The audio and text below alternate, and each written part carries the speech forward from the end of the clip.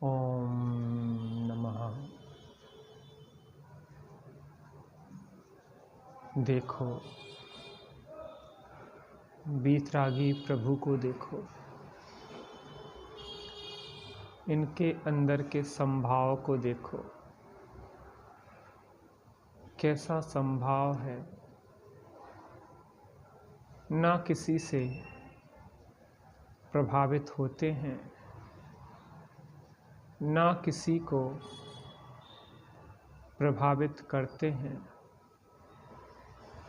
अद्भुत शांति और समता में विराजमान रहते हैं।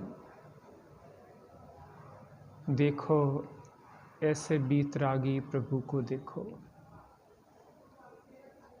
देखो, ऐसे प्रसम रस की धारा में निमग्न प्रभु को देखो।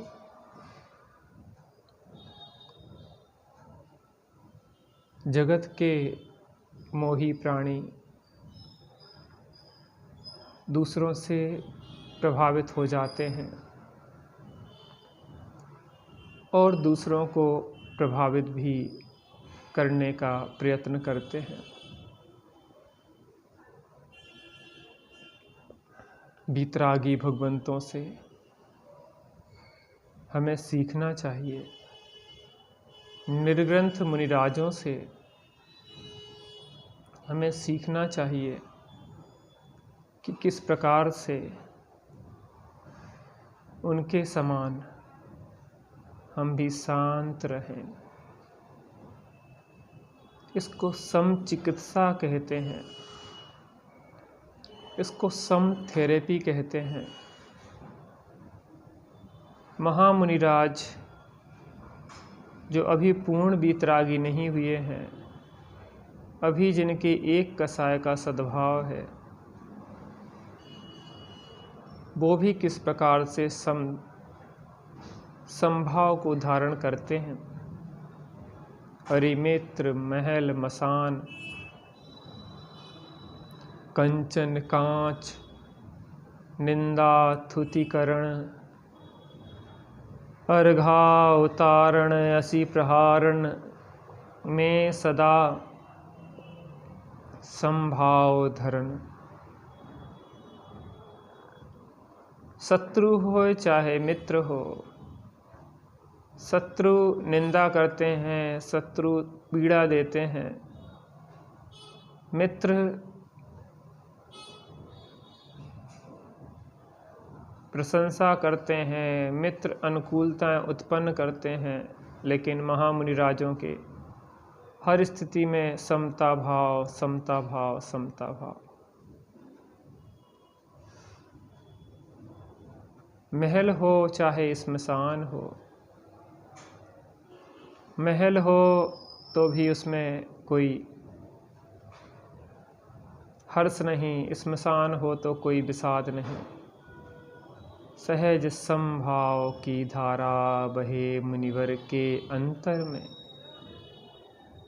कंचन हो चाहे कांच हो, सोना हो चाहे कांच हो, महामुनिराजों की समता की धारा को कोई विचलित नहीं कर सकता।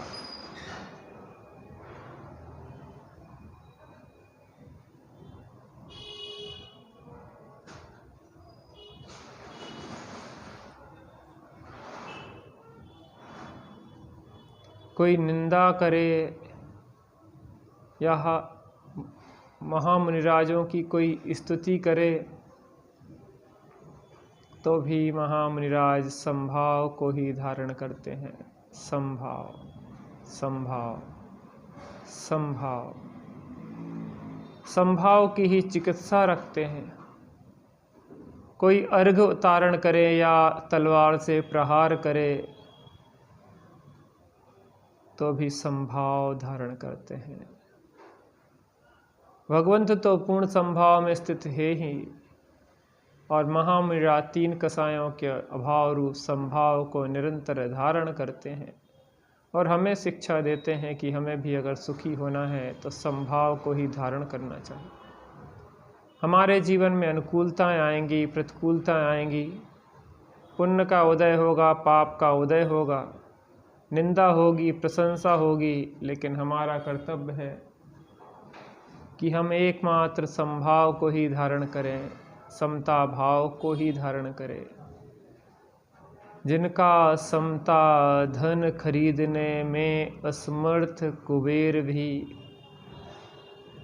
जिन्हें सदैव एक सी होती प्रतीत निंदा अरु गालियाँ, सिर पर पड़ती शुमना बलियाँ, चलती हुई दुनालियाँ, दोनों समय शांति में रहता जिनका ध्रुव परिणाम है, ऐसे जग के समभावियों को मेरा विनम्र प्रणाम है।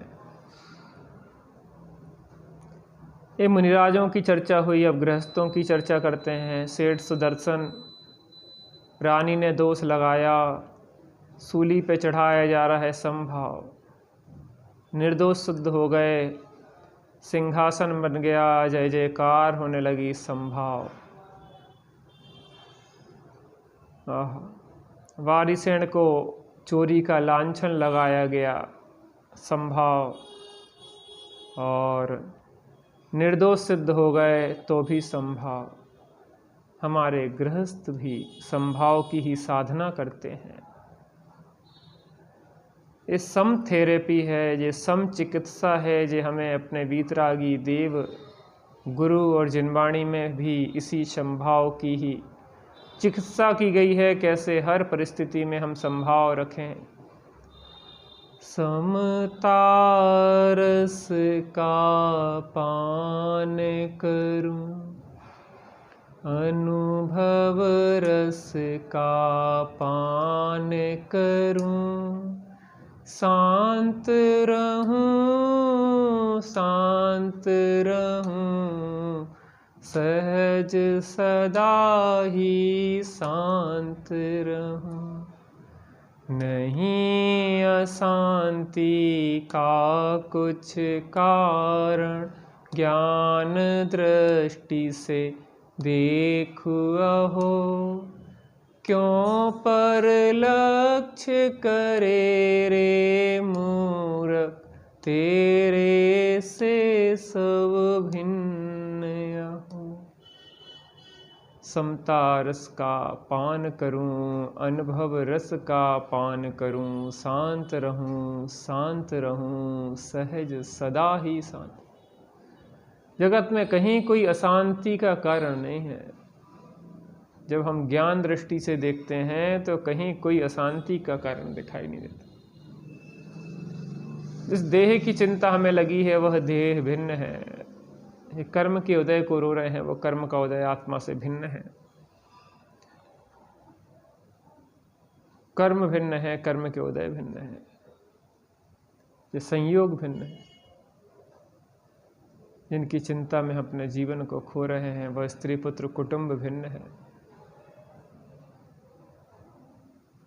नहीं अशांति का कुछ कारण, ज्ञान दृष्टि से देखो। पर नहीं तुझसे कहता कुछ भी, सुख दुख का कारण नहीं हो, करके मूढ़ कल्पना मिथ्या, तू ही व्यर्थ आकुलित हो। पर द्रव्य मुझसे कुछ भी नहीं कहता है, ना वह सुख का कारण है ना दुख का कारण है। मैं झूठी व्यर्थ की कल्पनाएं करके सुखी दुखी होता रहता। हे वीतरागी भगवंत, हे गुरु, मुझ में वह समभाव की धारा जगे, सम चिकित्सा, सम थेरेपी, आप जैसा जिस जीवन मेरा भी हो।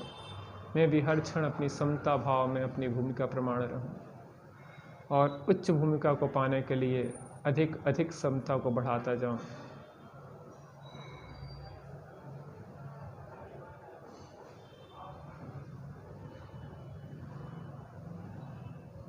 समता रस का पान करूं, अनुभव रस का पान करूं, शांत रहूं, शांत रहूं, सहज सदा ही शांत रहूं।